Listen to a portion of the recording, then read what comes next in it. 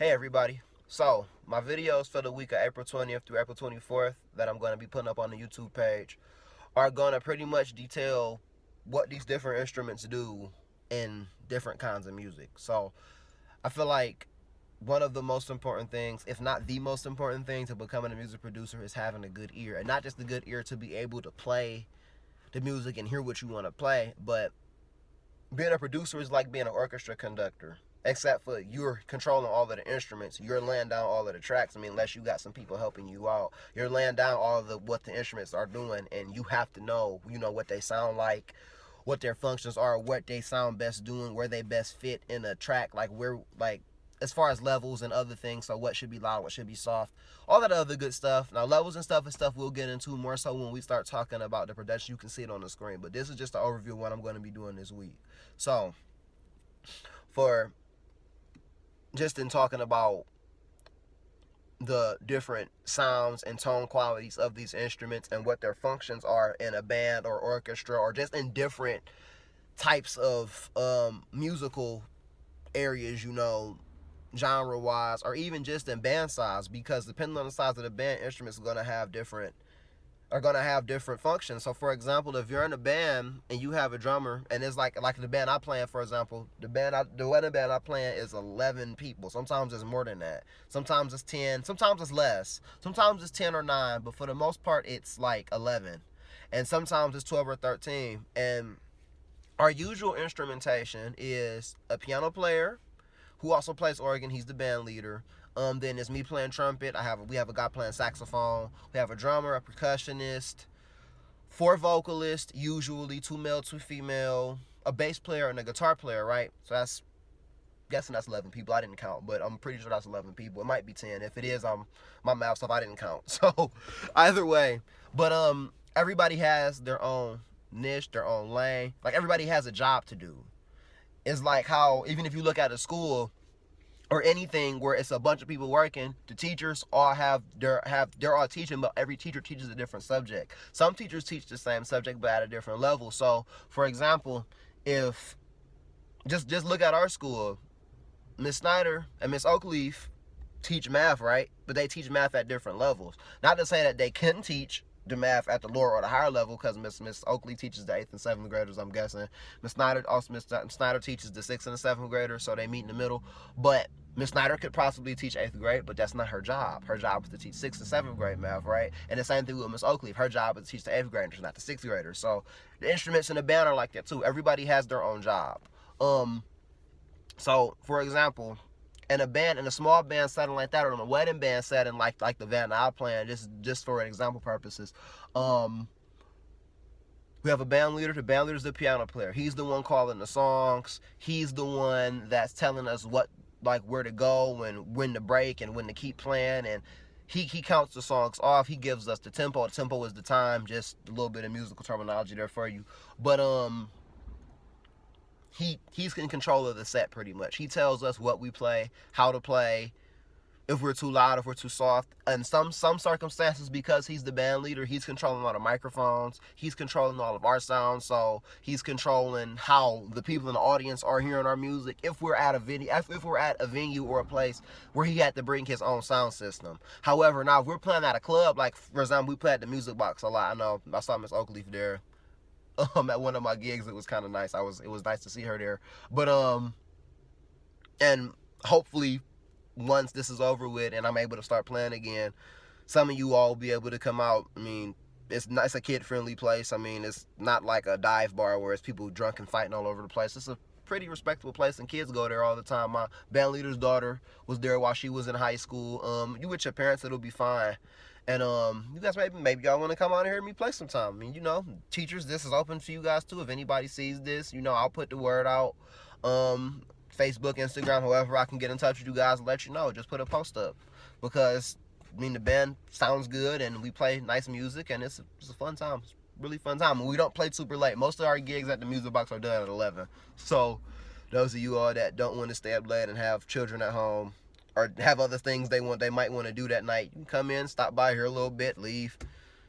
I get a guest list, so I can put you on the guest list if you want, but I gotta know ahead of time. I know this is kind of going off topic. I'm going to get back to it. But I just had to throw that out there, you know, a little self-promotion. I can't help it. I'm a musician. That's how I make my money. But anyway, what I was trying to say is everybody has their own job. So for example, me as the trumpet player in the horn section back there, my job pretty much is to play my horn parts. But in the horn section, I'm the highest sound of horn, meaning that my sound of my trumpet is a higher pitch, not louder. It's going to be louder anyway because it carries. But see, in music, I don't like to use the words loud and high as interchangeable because they're not. Because when you say high means that it's up here. It's a higher pitch. Then you say loud means that you're talking louder, that you're playing loud. It's not the same. See, you see how the difference. You can play high and loud, but they're not the same. So in the same thing, I know when I was going over this with my younger kids, you see the Mickey Mouse voice here. That's how I use it to differentiate. So when I say high, they know that I mean high pitch, not high volume. And the same thing with low. If I say low does not mean soft or quiet. Low means low, like deep, bassy. You know, you hear that? Yeah, it's low. It's not quiet. It's low. It's bassy. Yeah. Anyway, so that's what it is. So. And every horn in the horn section fits a different voice. The saxophone fits in the middle. So the saxophone is playing. Sometimes the saxophone is kind of closer to me. Sometimes it's closer to the trombone if we have one. Sometimes the saxophone is the bottom because in the band I'm playing, most of the time it's just me and the saxophone player. So he's usually playing the bottom harmony. I'm playing the top harmony. The drummer's job is pretty much just to keep the beat. Drums and percussion's job are to keep the beat, keep the song in tempo, keep everything chugging along, make sure that everything's in rhythm. They have other little things, like they do hits and stuff with the band. They hit with the horns and all the other stuff, and solo, and everybody solo. So that's just kind of thing that's interchangeable between instruments. But that's the drum's job. The bass player's job is pretty much it's an interchange between him and what the piano player is doing. So, like I said, the piano player is primarily playing chords, and other I said the piano player's job is to play the chords, right? So the piano player's job, laying down chords, keeping rhythm, keeping the musical integrity of the song. So he has to make sure he's changing chords right, because if he's not changing chords right, then everything else is going to fall apart. And the same thing like with anybody else in the band. If you're in the rhythm section, which is piano, bass, guitar, drums, percussion, you have to do your job properly. Not to say that everybody else doesn't, but it's the most important thing for them to do that properly, because rhythm section is keeping everything together. If the bass player is screwing up and, you know, missing notes and not playing the right notes, then that throws everybody else off. The piano player is missing the chords or not playing the chords right, or not playing them at the right time, or off beat, or any of that, and messes everybody up. Drummer's playing the wrong beat, everybody's going to be out. Or the percussion player is playing, even if he's playing right, but if he's stepping all over what the drummer is doing and not kind of falling back and just filling in the cracks where he should, or she should, then you know, it throws everybody off. It could throw off where the vocalists come in. It could throw off us playing our horn parts. And even still, if we play the horn part at the wrong time, it throws everybody else off. The vocalists are singing in the wrong key, or if they come in the wrong spot, it throws everybody else off. So it's really like a well-oiled machine. Everybody has to know exactly what they're doing. We all have our roles, and you have to do your role properly. Like I said, it's like a job. It's like a job with all these different departments. Like, let's say we're a company. We got all these different departments. The vocalists are a department. The horns are a department. The rhythm section is a department. You know, and then the sound guy's a department. But he doesn't necessarily work on the stage with us. He's working outside of the office, making sure everybody else is good. If the band is the office and it's all these departments, everybody has to make sure that we're all doing right to get the product out, which is the music. If everybody's doing what they're supposed to, the music sounds good, and it all is right. And now sometimes it's not on the band. For example, if the band's doing everything right and then the sound guy's not doing his job properly and the sound is bad, then it can throw the band off. Because if we can't hear, then, you know, it can mess things up. If we can't hear ourselves, we don't know if we're playing too loud or too soft. If we can't hear the vocalists, we might not necessarily know if they're in the right spot, or if we're in the right spot, or where we should come in. If everything is too loud, then it's putting a strain on our ears, and then we have to play louder, which is straining our lips and our embouchures and our diaphragms, all that other stuff.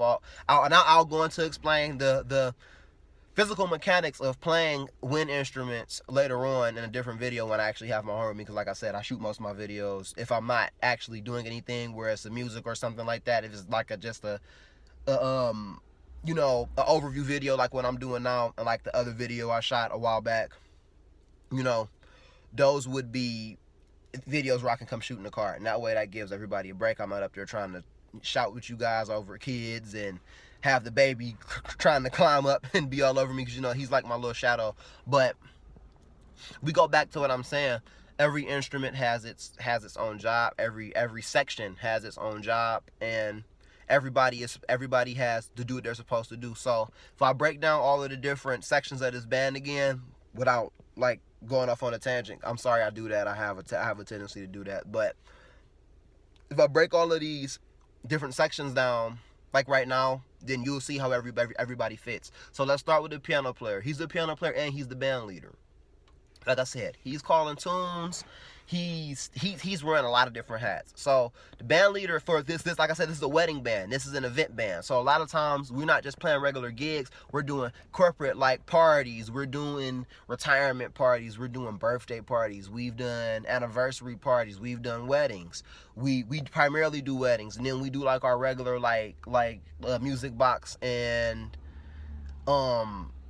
Whiskey Island and all these other little different like shows around the city. But our primarily sought after thing that the thing that we're primarily sought after for is to play these corporate events and weddings. So the band leader was wearing a lot of hats. The band leader I've seen, for example, in the band I play in, he's responsible for introducing a bridal party sometimes when they come in after taking pictures. He's responsible for getting all of the dances, you know, the mother-son dance, the father-daughter dance, the first dance between the husband and the wife, or the wife and the wife, or the husband and the husband, you know, it just depends on who's getting married. He's responsible for that. He's responsible for setting up for the tossing of the bouquet and the garter. He's responsible for, like, we play a lot of Jewish weddings, so we have to do Hava Nagila. We do that. He has to set that up. Excuse me. He has to set all of that up. He's responsible for, if we're at a place where there's no sound man, for example, which in most of these weddings there isn't a sound man, he has to make sure that everybody sounds good, including himself. And sometimes he's doing that while we're playing, and it's hard to do that. Like, he's playing with one hand and he's turning around trying to adjust microphones and stuff because somebody can't hear, or because it's too loud, or because it's too soft, you know what I'm saying? So there's a lot of hats to wear. So, but then then on top of that, he's the piano player, so he's playing the chords, he's keeping the harmony together, he's making sure that the song's flowing forward, he's soloing, because he has to solo. Everybody in the band solos for the most part. So, and he's playing organ as well. Sometimes he's doing both at the same time, so he wears a lot of hats. When you come over to the horn section, our job is pretty much just to be the extra flair, the pizzazz, the pop, because the songs would sound the same without the horns, but the horns make it have an extra pop. The horns allow the song to be stretched out a little bit more. It allows to open up the song a little more, because now the vocalist don't have to jump back in. The guitar player doesn't have to play for 10 minutes because he can get a break now. The piano player doesn't have to solo for 5-10 minutes because his horn players. So our job is pretty much to alleviate some of the stress, and we just play the lines. So some songs have lines. Most of the songs that we play have horn lines in them, so we gotta learn the horn lines. There's no music. Sometimes there's music, but most of the time there isn't, so we gotta learn it. That's why it's good to have these ears of yours developed, because my ears are very developed. Most people who play horns professionally have really good ears. You have to, because a lot of stuff is on the fly, it's on the go, and you have to know it. You have to be able to pick it up like this, like at the drop of a hat. So that's our job. We playing the horn lines, we're doing solos, we're adding the pop and pizzazz to the songs. And a lot of times, for example, if the song doesn't have horn lines on it and it sounds like a shit, we make horn lines up on the spot. But that's all goes back to having good ears. For example, with the weddings we play, we have 2 different sets that we do usually. If there's a dinner, if we're playing the full reception, that means we have to do dinner time, which means that we have to switch mindsets, because the dinner time music is different than the party music that comes after everybody's eaten and had their drink and the cake's been cut and all of those good things. That's more like the party music. But the dinner time, they want to hear soft music, so we have to switch our mindset. So for example, during the dinner set, we're playing jazz, we're playing quiet music, we're thinking more so as a jazz musician, as a jazz soloist in a horn section, or as a not as a wedding band, but more like as a quintet or a sextet. A quintet or a sextet, those that's like talk for a size of a band. So a quintet is 5 people, a sextet would be 6 people. But Yeah, we're thinking in terms of that. So we're thinking more of a more as a soloist, more as an artist, as opposed to as a section. And that's part of it. And then when we switch the party hat on and everybody's having their fun and they're dancing and goofing around and celebrating the person or that we're at this event for, then that's the party music. That's when we put horn player mode on, horn section mode on, and that's different. So now let's go to the drummer and the percussionist. Their job is just to keep the beat. Keep the beat and make sure that it's steady and consistent, because the worst thing you can be as a drummer is an inconsistent drummer who can't keep time. The drummer's job is to keep the time. So if the song starts here, 1 2 3 4, 1 2 3 4, you guys hear that? And the drummer can't drop it to 1 2 3 4, because then he just killed the whole thing and the whole band is going to have to follow him. So he has a very important job. And the old guys call the drummers the bus driver. He's the bus driver, and that's pretty much what he is. And the percussionist in that case is like the co-pilot. If the drummer is flying the plane, the percussionist is the co-pilot, because the percussionist is just filling in the cracks of what the drummer is doing, but the percussionist also has to keep that beat. Now the bass player, what my old teacher told me when I was in middle school, that the bass player is the liaison, or like the bridge between rhythm and melody, or rhythm and notes, because bass player is keeping rhythm too, but the bass player is playing notes on the bass. He's playing on the bottom notes of the chorus. We call them the root notes, or the one.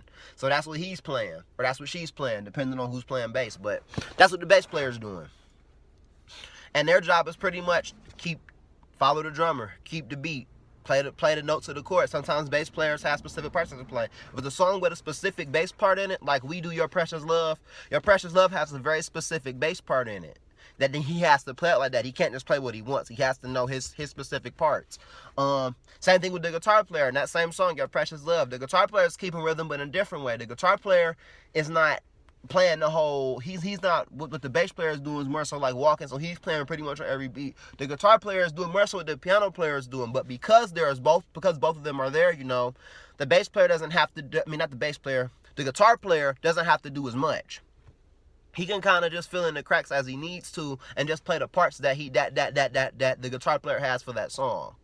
And also solo, and the bass player solos too. Not as much. Bass players don't tend to solo as much in these things, because kind of don't have to. You get some that want to solo. Most bass players I know aren't jumping to solo, because I think it's just the nature of the instrument. But the guitar player takes a lot of solos. I think he takes most of the solos between him and the saxophone player. Now let's skip to the vocalist. Vocalists aren't singing the songs, so their job is to know the lyrics. Now, sometimes they don't, because the amount of music we play in this band is so much that sometimes they don't know the music, but they have devices to help them with the lyrics. So if they play a song, if he calls a song that we don't know, and he does that a lot, and it's not because of him, but if somebody wants to hear the song and if they have the lyrics for it, he'll pull it up, we'll play it. Most of the time it sounds good, sometimes it doesn't, but hey, that's just the thing that comes with being a musician. You always are you can be thrown into the fire at any given time, and sometimes you don't burn, sometimes you burn up to a crisp, but hey, it just comes with the job. It's no offense to anybody or anything, it just comes with the job. But though the singers, they have background vocals, meaning that they have to be able to hear where their parts are. There's 4 of them. All 4 of them can't be singing the same notes. They got to sing a harmony, which means every singer that's not singing the melody or the lead part of the song should be singing a harmony part. Sometimes they don't. Sometimes there aren't any harmony parts. Sometimes just one person on the stage. But regardless of the fact, their job is to sing the notes and sing the songs. A lot of time they're cueing stuff like the band leader, because if it's a specific solo coming up and they're done with their part of the song, they might say, okay, go ahead, so-and-so, take your solo. Or now we have Mr. or Miss so-and-so playing this instrument, and then they'll take their solo, and then they bring everybody back in. And that's pretty much everybody's job. I know this video is a little bit longer than it should have been, but there's a lot of information here. And that's just for a wedding band. If I go talk about I'm going to talk about a bunch of different kind of bands. We're going to talk about big bands. We're going to talk about orchestra. And I'm not going to do all of this in one day. So I think the best way to do it, we're going to talk about the orchestra first, because that has the most instruments. Then we're going to do the big band. So orchestra will be tomorrow. Big band will be Tuesday. Wednesday we'll get into the different type of groups, like so septet, sextet, quartet, trio, different sizes of groups, and what the instruments are supposed to do in those groups and how they carry their weight, because the less people in the group, the more weight on specific instruments. That's Wednesday. Thursday we'll do section work. So I'll talk about horn section in this type of recording, string section in this type of recording, and we're going to listen to a lot of different kinds of music. Thursday is going to be special, because Thursday we're going to listen to a little bit of Motown and Stax Records music, and that's all going to come back when I go back and go over that type of R&B and soul music with you guys in a different in a week or two in my different series from now, because those type of recordings and the people who were behind those recordings used a lot of different instruments, and they used a lot of different sections. So it wasn't like a full orchestra with strings. It was like a string section. It was a horn section. Sometimes they would have a flute or an additional woodwind section to play other pretty stuff that the more gritty horns weren't playing. So it just depends on the band. And then Friday we'll kind of just go over everything that I'm talking about here, and that I'm going to be going over with you guys through the rest of the week. No, that's pretty much it. So, like I said, you don't gotta say anything about this video. You guys can go on it, just so I know you watched it. Leave a comment with your name and stuff. Tell me what you thought. That's pretty much gonna be the deal. For those of y'all, when you do see the videos, once everybody who I'm gonna be doing this with is able to see, you know what's going on. Just leave a comment with your name. You don't gotta say what you watched it. Tell me what you liked about the video. For those of you guys who I have contact information for, we'll continue the conversation. We'll go more into different little things. And then for those of you that I don't have contact information for, I would like to get it so that we can, I can have I can have these discussions with more than just the 3 or 4 people who I have now to talk to. So, nothing wrong with, like I said, there's nothing wrong with having the 3 or 4 people to talk to, but like I said, I'm a teacher. I have, 40 kids. And it would be nice to have, some more contact with some of you guys, but like I said, it's not up to me. But for those of you, like I said, I do have contact with, and anybody else who's around that may view this video, just comment and tell me what you thought about it. I know I kind of rambled a little bit. It's inherent in me as a person. I'm sorry for doing that, but yeah. So that's pretty much it. And just the main thing to take away from this video is that every section in a band has its own job, has its own things that it's responsible for, and if they don't do those things that they're responsible for, then the music won't sound good. And in most bands nowadays, there's a horn section, a rhythm section, and a vocalist section. Sometimes there's more, but primarily you'll see a horn section with 3, mostly just 3 horns. Sometimes it's more. You see a rhythm section that can vary from instrument. Some rhythm sections have 2 keyboard players and 2 guitar players. It can be anywhere from 6 to 8 instruments in a rhythm section. Because if you got 2 drummers, or a drummer and a percussionist, you got 2 keyboard players, you got a bass player, 2 guitar players, that's 7 people. That's a lot of people. So at most you'll see 7. And yeah, sometimes rhythm sections can be really huge. And sometimes the rhythm section is the band. Sometimes there aren't any horns. Sometimes it's the rhythm section with like a few keyboard players doing what the horns would do, and background vocalists singing with the lead vocalist. So that's pretty much it. Yeah, that's pretty much it. So just keep that in mind, and I'm gonna be tomorrow when I get on here and post, we're gonna get more into depth about what the different instruments do, and I'm gonna give you a brief overview of what they are and how they sound. So, yeah, that's it. I look forward to hearing from you guys, and I'll be seeing you later, I guess. Peace.